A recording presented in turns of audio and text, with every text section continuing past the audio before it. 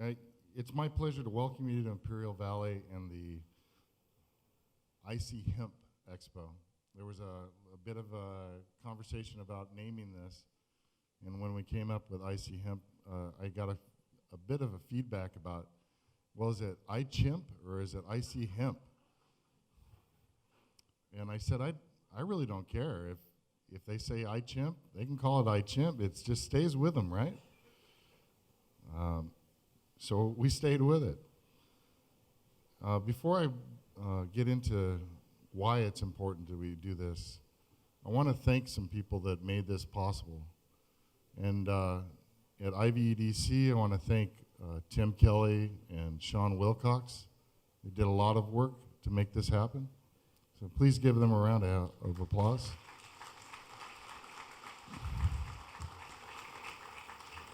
And at the County of Imperial, there was a long list of people that put time into the meetings and the coordination. Our Public Information Officer, Lindsay Dale.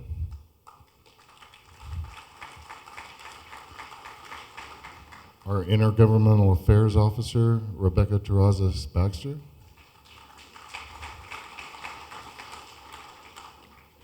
Our Deputy County Councils, Sarah Sauer and Adam Crook.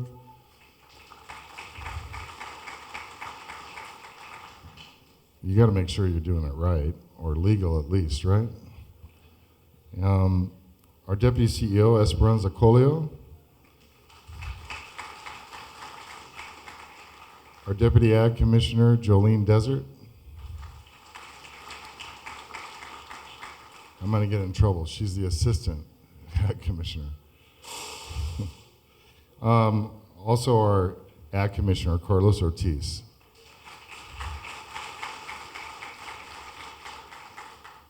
Our Chief Executive Officer, Tony Rojotis. And numerous other county staff that have put time in to help do the things that are going to be shared with you today in this venue. But I want to make special recognition to one person at the Imperial Valley Economic Development Corporation, and that would be Alessandra Muse.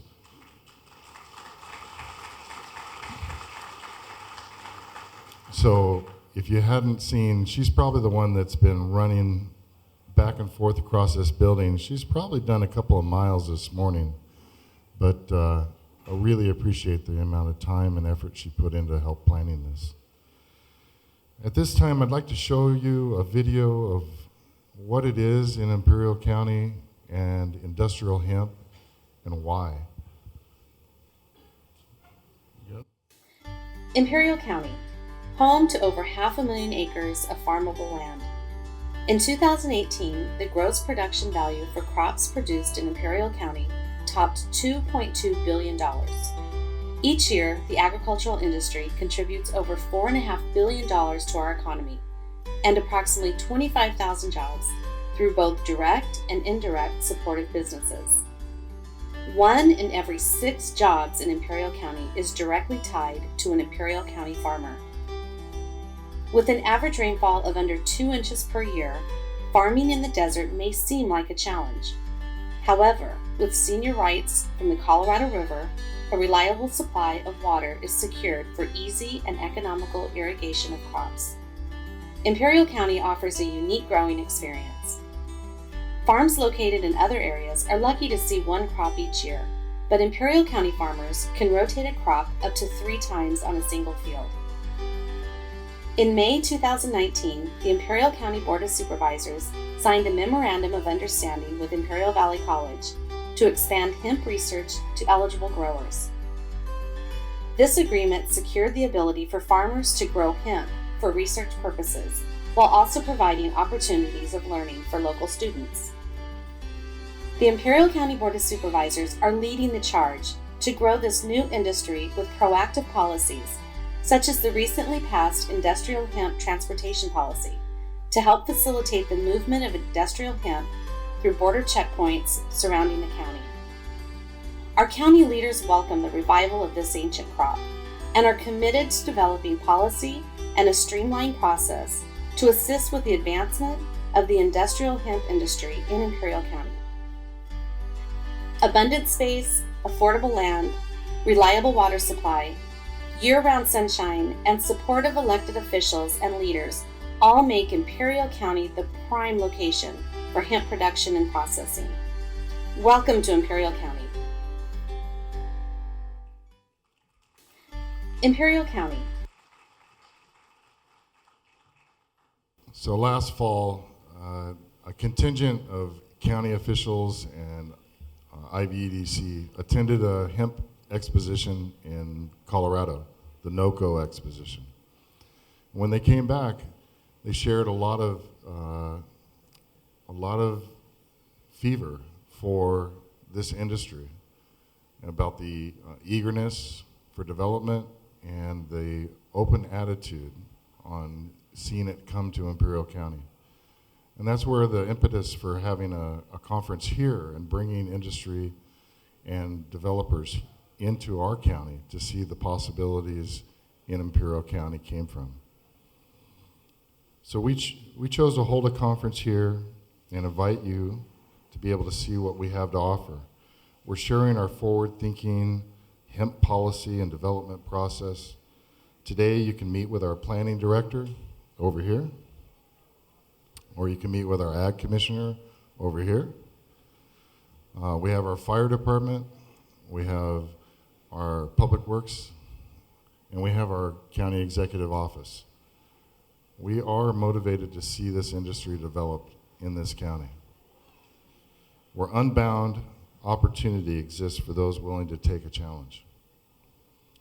Since 2014 Farm Bill, the 2016 Prop 64 passage, the 2018 Farm Bill, industrial hemp can be likened to the Oklahoma land rush of 1889. As we wait for the Department of Agriculture to come out with their hemp guidelines, we're kind of either boomers or sooners. So anybody from Oklahoma in the room? Yeah, so we don't hold any grudges about Sooners anymore, do we? No. And, we're in that space. There's a gray area. So we're taking advantage of that by putting this forward and taking, where there is no definition, we're writing it. The Board of Supervisors recognizes industrial hemp as the opportunity for development in this valley. We passed an industrial hemp ordinance in 2017. We entered an agreement with the California Hemp Foundation in the spring of this year for mutual support and marketing. We partnered with Imperial Valley College to be able to do research programs and support them with activities that will give them the ability to hire additional research associates. And then those farmers were vetted and passed on to Imperial Valley College to be able to enter in an MOU with the college.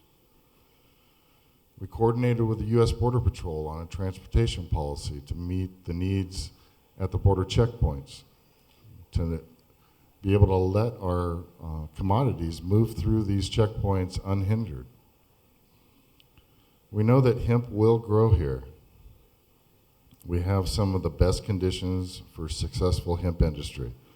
We have farmers that know how to work the land. We have the land, we have the water, and we have the people and the policy. Our goal is to see the value-added hemp products be manufactured in this valley. And that's why we're happy to see you here in attendance today. Be it oil, seed, paper, construction materials, plastic alternatives, animal feed. We want to see that happen here. So if you're not familiar with Imperial Valley, we're home to about 188,000 people. We have 500,000 acre-feet of fertile farmland, not acre-feet, acres. Rail and interstate connections to the Port of Los Angeles and to inland areas across the country. 2.6 million acre feet of Colorado River water, 80-mile long all-American canal that brings it to us, 16,000 miles of canals and drains, multiple growing seasons, a home to winter lettuce, spring onions, and the world's largest alfalfa growing area. We have a $2 billion crop value, and we only see that going up. We know the most important ingredient in Imperial County's success has always been our people. And in Imperial County, this area was built on the backs of people that took a challenge. They had the shared values of productivity, integrity, ingenuity, grit, and a commitment.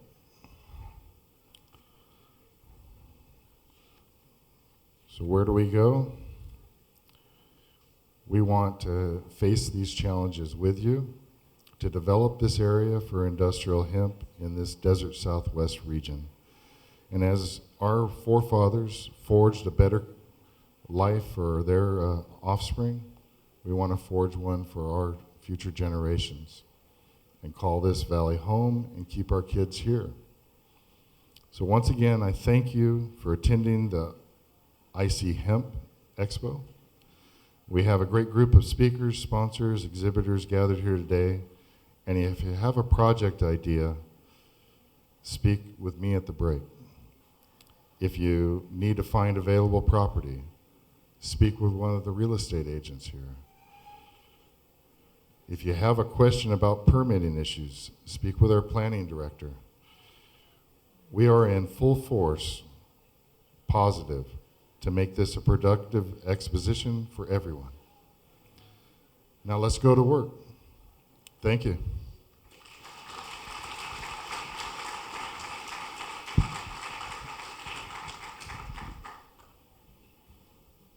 At this time, we'll roll into the next panel. If I could ask President and Dr. Martha Garcia, Oli, and Mr. Ortega to join me,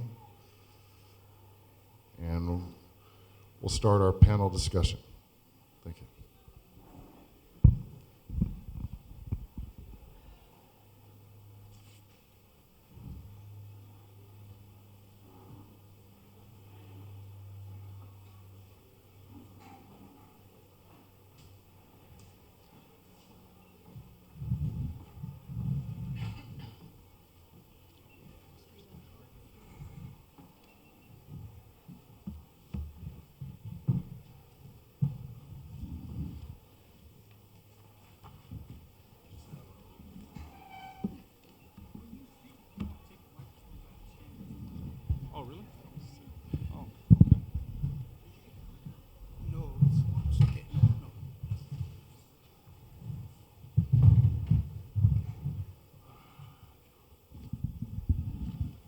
Okay, I promise this is the last time I'm going to be talking, so, well, in about 25 minutes it will be the last time I'm talking.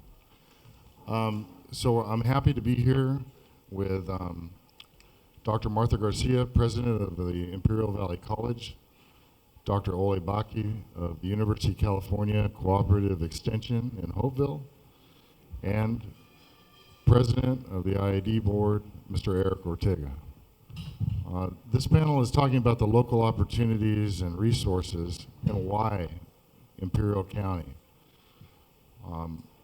Each one of our panelists will have a few comments, and then we'll have a bit of a roundtable of questions, and we'll open it up to questions from the audience. So I'd like to start with Mr. Bachi to talk about the Cooperative Extension and their role in making hemp research possible in Imperial County. All right. Thank you very much, Ryan, for the introduction. Is that on? Oh, all right. Thank you very much. It's a pleasure to be here and to be able to talk to a large crowd regarding industrial hemp. Ryan did a good job telling what Imperial County is and how suitable it is for crop production. But I just want to add few things. Well, in fact, I'm used in a formal class type lecture, but I believe I would be a good fit to do this way as well.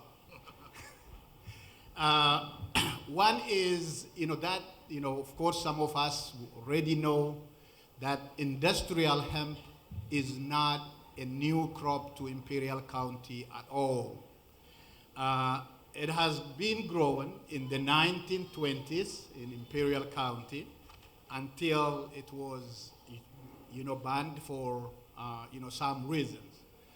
The perception is this: people do understand that industrial hemp is a cool season crop, but that is a misconception.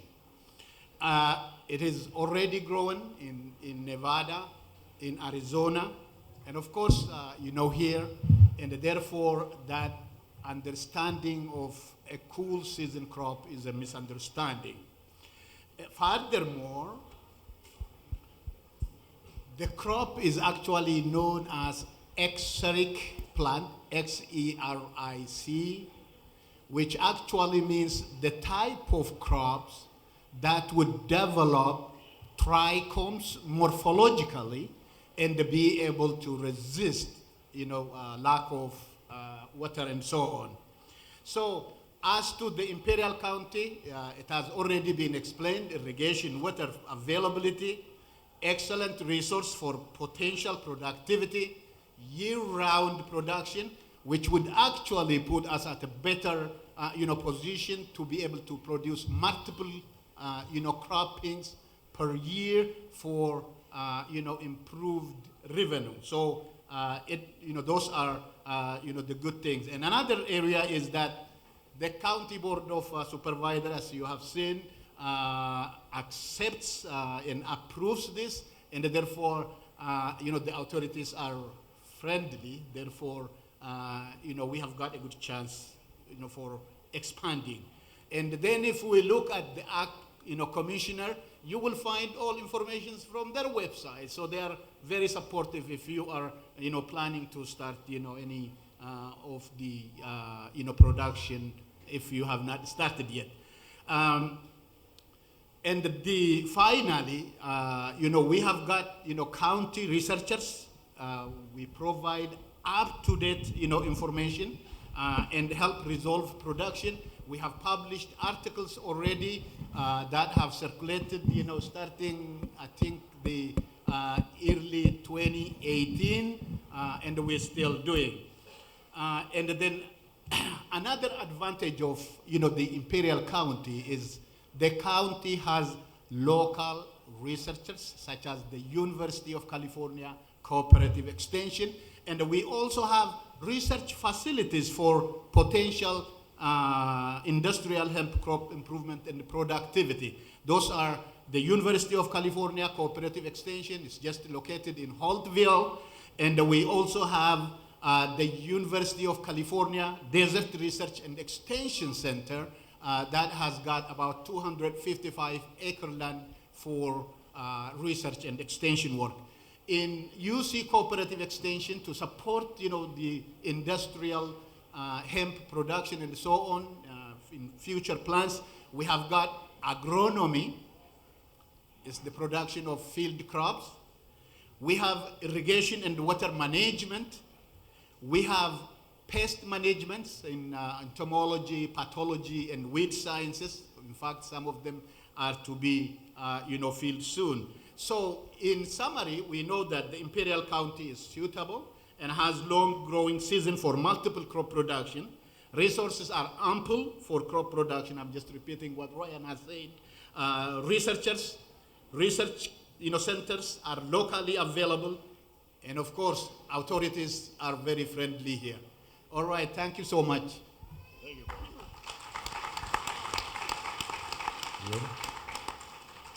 And next, Dr. Garcia and the experiences that IVC is going through now on its internship program and the MOU on research in Imperial County for hemp. So as far as the experiences, it's also a learning experience for us. This is something new for us. However, as the only community college serving this community, it is our responsibility to be responsive to emerging industries and to be responsive to train our future workforce in these emerging industries. Therefore, I was very fortunate that the Board of Trustees has approved up to now 8 agreements with local or growers that are growing locally. And we have a few interns that are working, and we're looking forward to place additional interns, at a minimum 1 intern with each grower. And these interns are students who are interested in learning about the industry, interested in, obviously, they are enrolled in careers that are related to, or degrees that are related to the industry. What has been extremely fascinating is that some of the students that are interested in this specific industry are coming from our STEM majors. Brilliant students that are interested in the pharmaceutical aspect of this industry.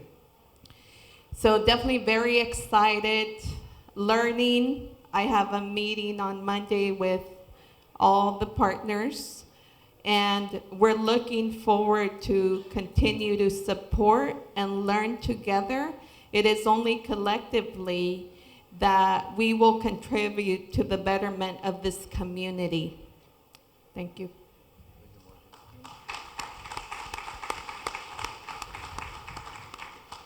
Our next panelist is IAD Board President Erik Ortega. And before he begins, I would like to acknowledge Mr. Ortega's continuing support in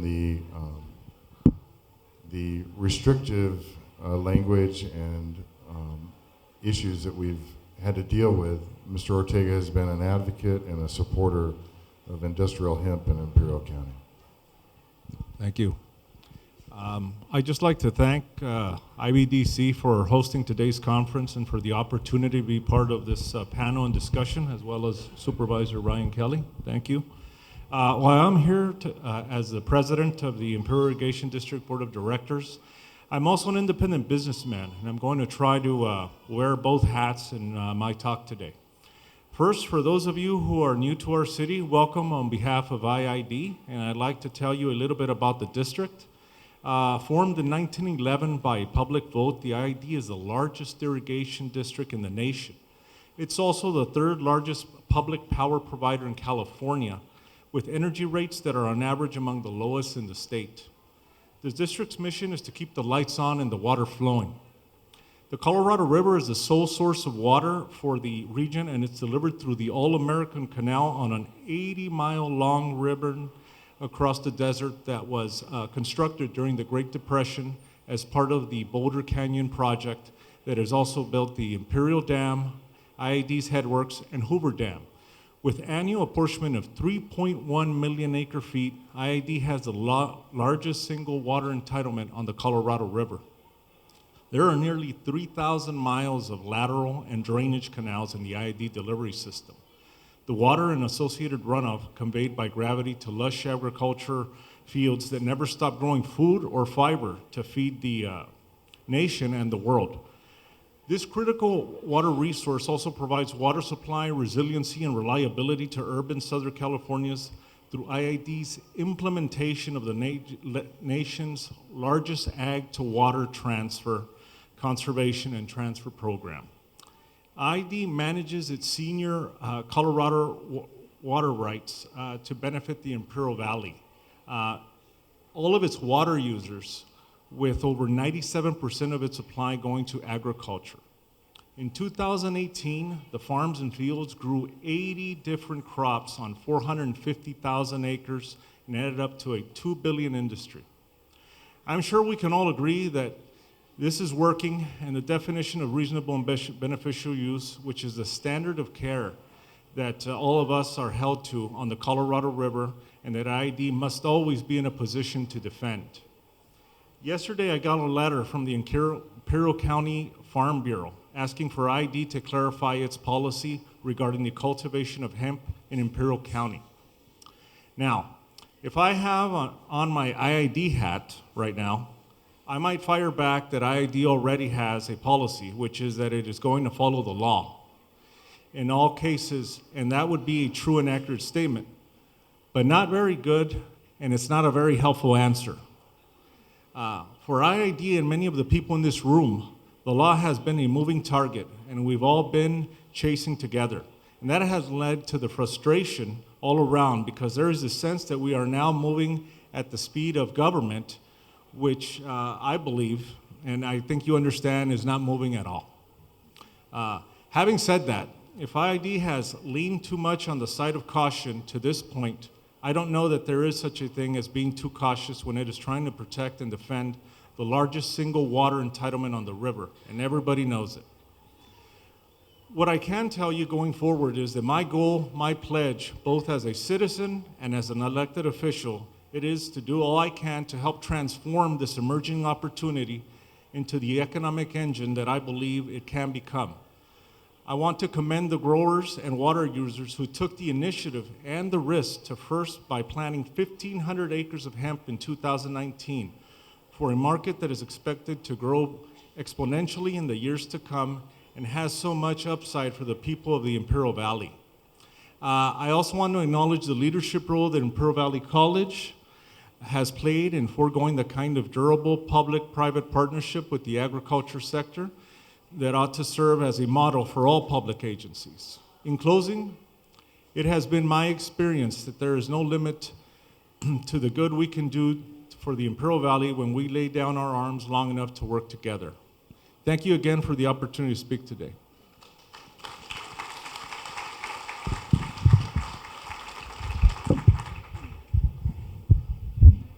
So we'll have a little bit of a roundtable for just a few moments, and we'll open it up to some questions from the public or from the attendees.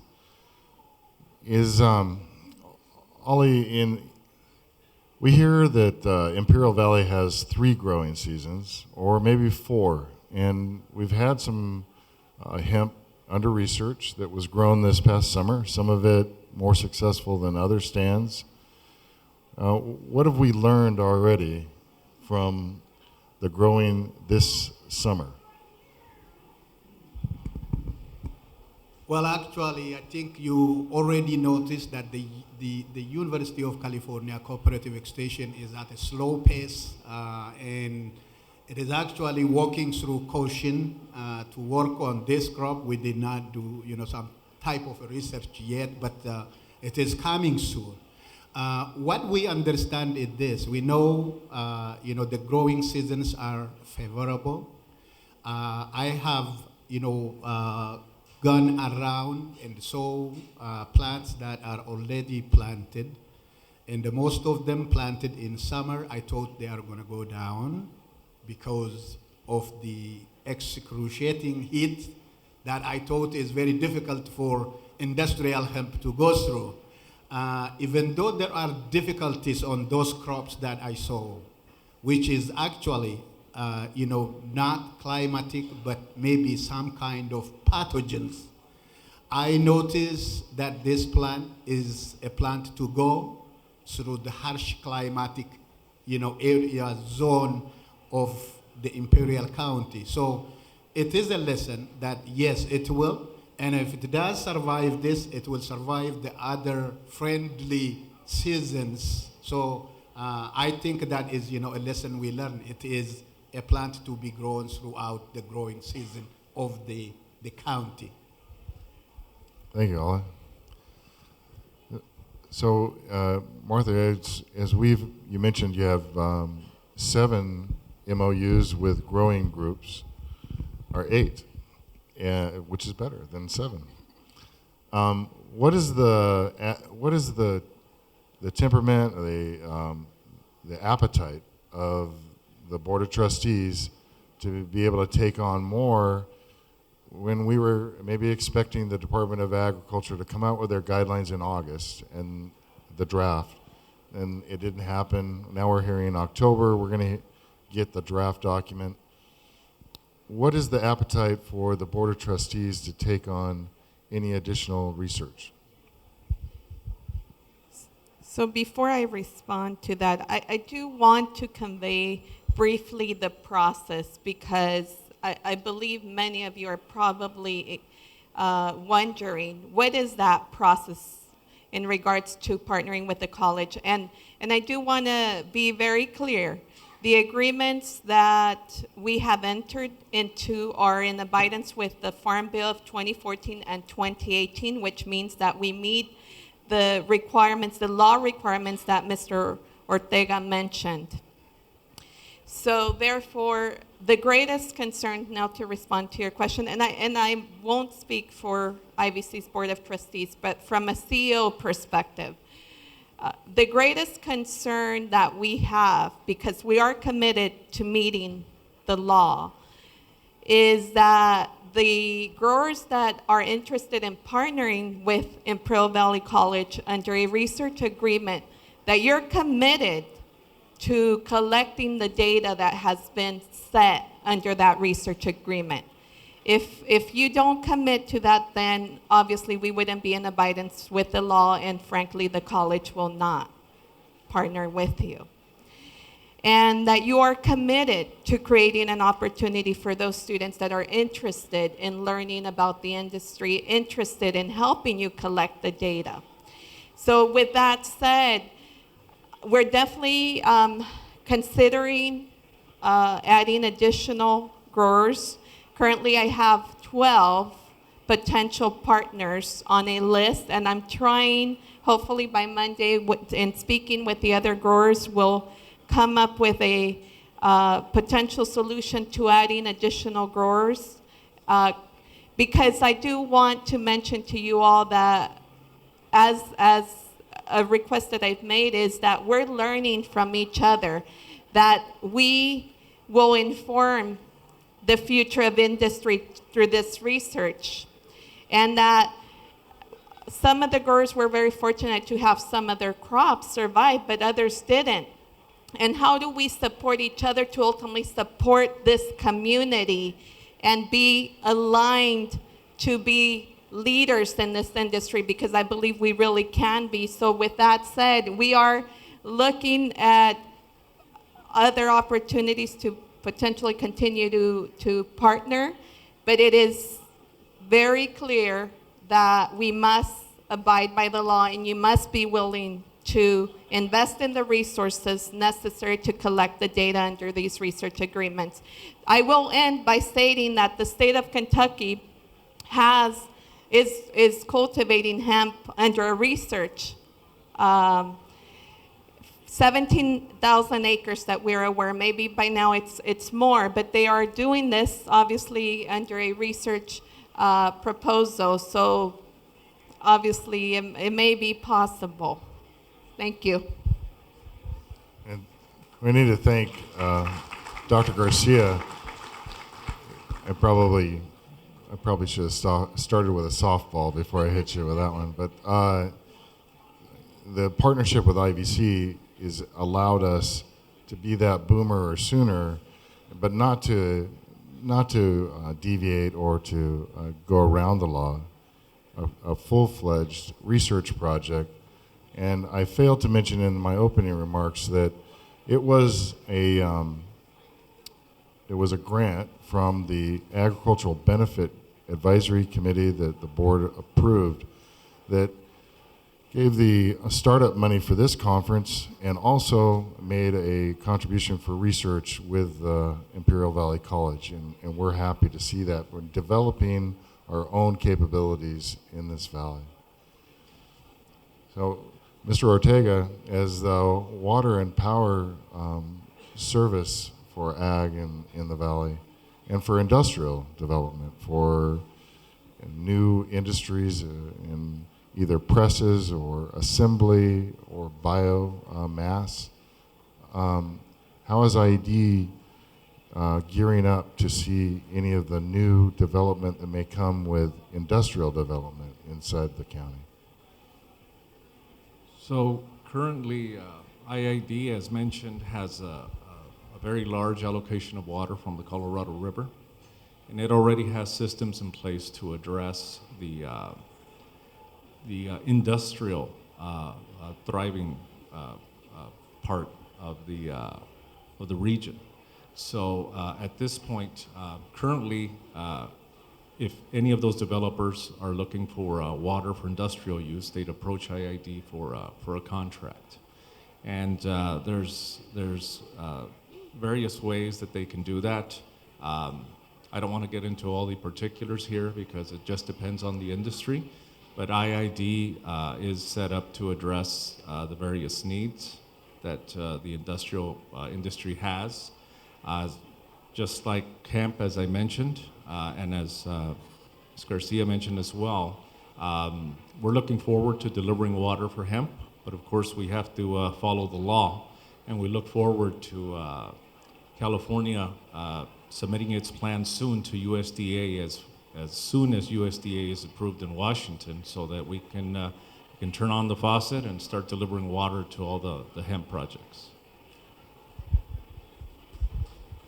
So I will bring it to a few questions. If anybody has a question for the panel, we have some microphones. There's one located up front, and there's also one in the back third of the room.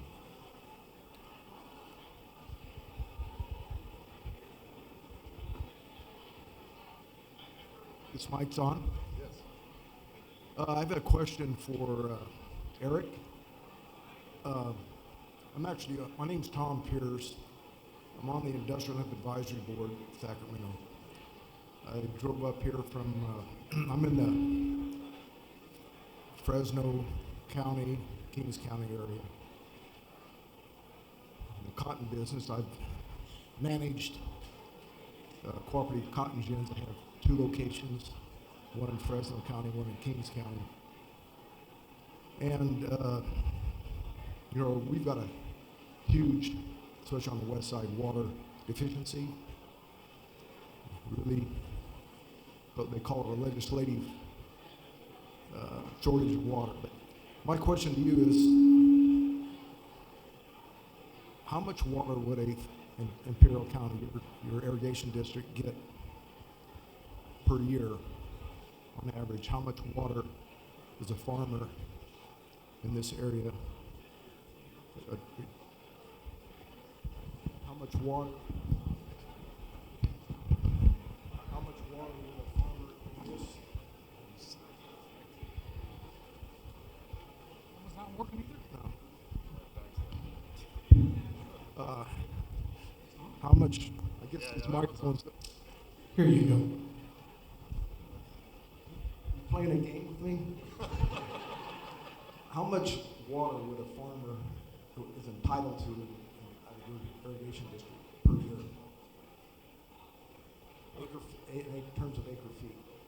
Okay, was your question, how much water does a farmer receive? Yes. Acre feet, individual farmer? Probably depends on the crop, but on average, what would a farmer receive per year? Well, it depends on the crop and how much ground they have. But they have the right to service of water, so it just depends on the crop and the. But they're not limited as to what they can receive. I also farm, and I'm in the Lemoore irrigation district there, and on average we'll get 2 to, depending on the storage, but anywhere 2 to 2.5 acre feet per year. There's crops out there that actually require more than that. And we went almost totally drip in our area, drip irrigation, so just because of the limited water. Were you looking at maybe 3 to 4 acre feet per farmer? Well, I think Tom, you've touched on something that's in a court battle at the moment, but there was a proportionment of 5.5 acre feet in the valley, and that's in question. But I noticed a little hesitancy. I'm sorry, I'm not from this. It's okay. No.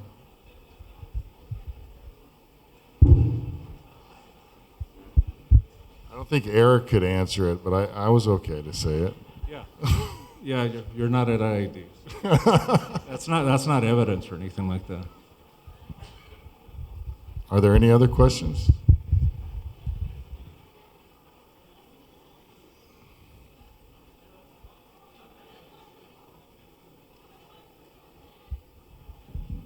Yeah, I have a question for Dr. Bachi. Have you found any pest concerns with the hemp down here as it's been grown this past year, or pathogens? We have not yet started any, and additionally, what we have in this, we're very happy to work on industrial hemp, but we have got, restrictions here and there, and that is the university for now just recently granted us to work research on the university property only. We originally planned to work on Growersville and supply, provide services, but we do not, and therefore I would not be able to come to Growersville, collect samples, and send them for diagnosis or do any kind of diagnosis for now. It is on hold. Okay. Okay, I think we have time for one more. If anybody, yes, sir.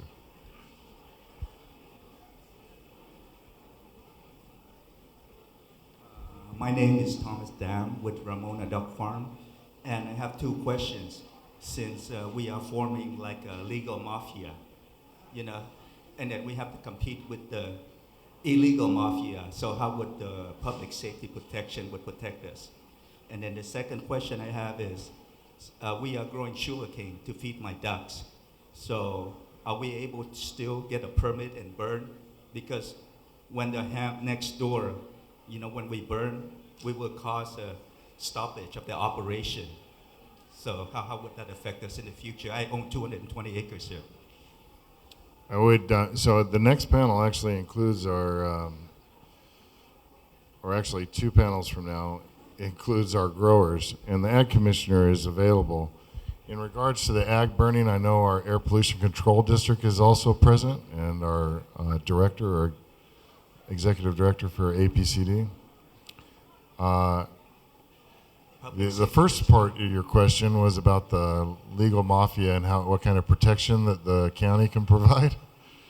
I know that we have the fire department, and I believe the sheriff is in attendance, or someone from the sheriff's office. I haven't heard anything. I know that there's been concerns about in the transportation of the materials out of the valley, ensuring that the loads are going to be time-stamped. Border Patrol will be able to verify it. All the other shipping letters will be available on top of what our sheriff's department is going to do in coordination with our ag department. Some of the implementation on the transportation policy is going to get a little bit more fine-tuned, but we passed it 2 weeks ago, and it was something that the Border Patrol asked for. No shipments of any commodity have been confiscated of industrial hemp out of this valley.